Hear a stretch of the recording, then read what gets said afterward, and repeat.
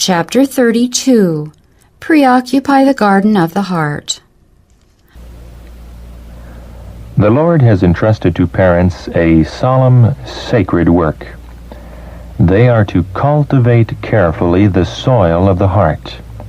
Thus they may be laborers together with God. He expects them to guard and tend carefully the garden of their children's hearts. They are to sow the good seed, weeding out every unsightly weed, every defect in character, every fault in disposition needs to be cut away, for if allowed to remain, these will mar the beauty of the character. Parents, your own home is the first field in which you are called to labor. The precious plants in the home garden demand your first care. To you it is appointed to watch for souls as they that must give account. Carefully consider your work, its nature, its bearing, and its results. You have before your own door a little plot of ground to care for, and God will hold you responsible for this work which He has left in your hands. The prevailing influence in the world is to suffer the youth to follow the natural turn of their own minds.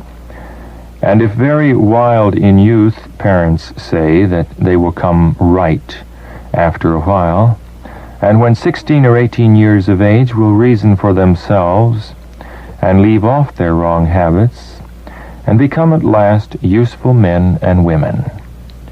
What a mistake!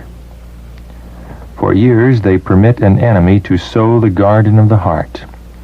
They suffer wrong principles to grow, and in many cases all the labor afterward bestowed on that soil will avail nothing.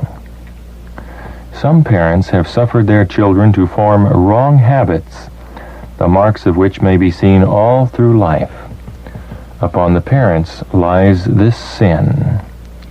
These children may profess to be Christians, yet without a special work of grace upon their heart and a thorough reform in life, their past habits will be seen in all their experience, and they will exhibit just the character which their parents allowed them to form.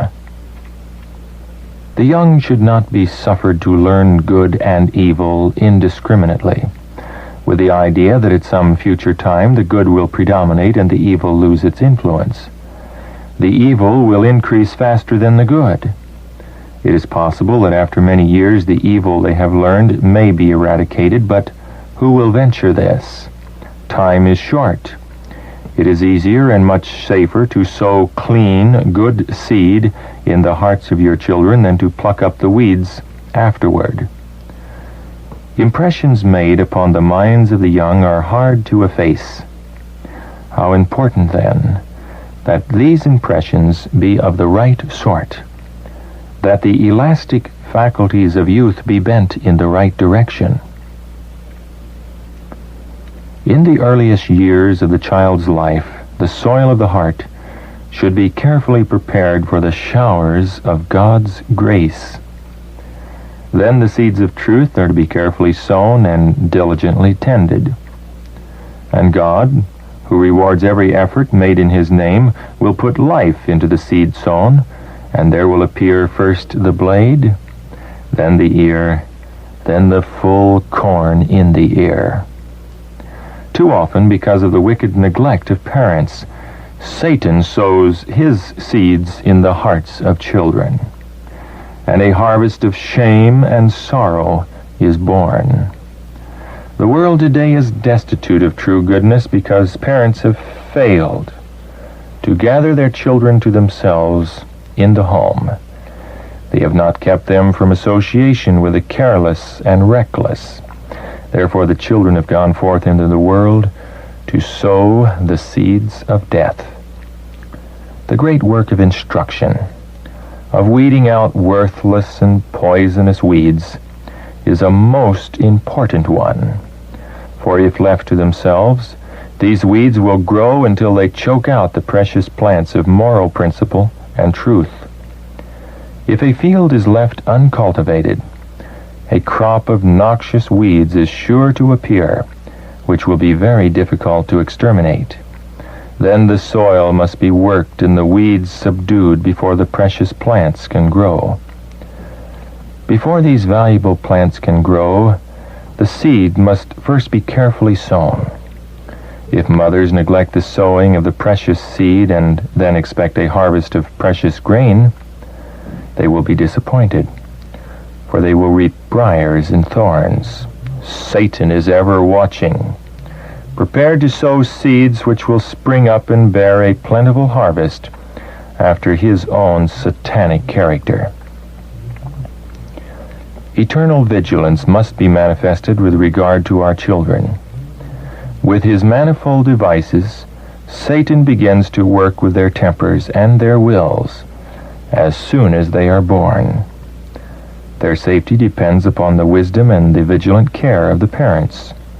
They must strive in the love and fear of God to preoccupy the garden of the heart, sowing the good seeds of a right spirit, correct habits, and the love and fear of God.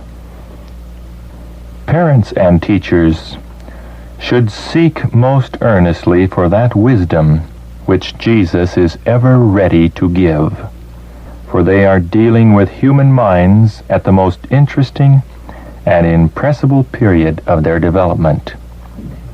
They should aim so to cultivate the tendencies of the youth that at each stage of their life they may represent the natural beauty appropriate to that period, unfolding gradually as do the plants and the flowers in the garden.